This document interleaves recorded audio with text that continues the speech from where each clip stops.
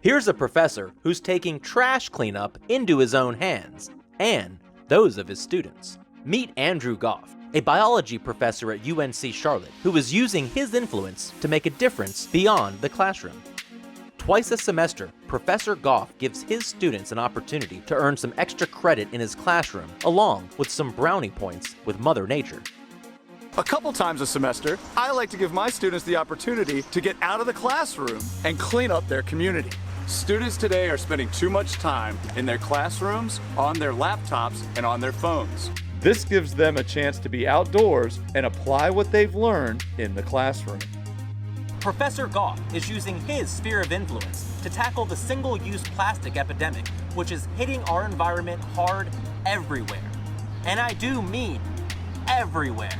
From local city creeks alongside greenways in Charlotte, North Carolina, my home state, to hidden beaches in Colombia I discovered that were untouched by humans, but not untouched by their impact. I joined Professor Goff in his class for a Saturday morning trash cleanup at Little Sugar Creek in Charlotte to learn more about his project. When you're cleaning up a creek, you're also cleaning up the entire ocean. The trash that doesn't get cleaned up here makes its way through river systems and gets into the ocean. The problem is often seen from the big picture, but the solution is often found on a smaller scale.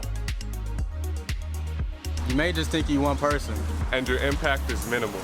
The reality is we all got networks, social circles, sports teams, and spheres of influence that we can leverage to make a difference beyond what we can accomplish on our own.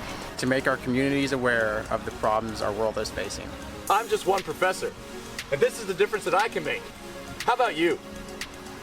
This is just one class, and this is the difference that they can make. How about you?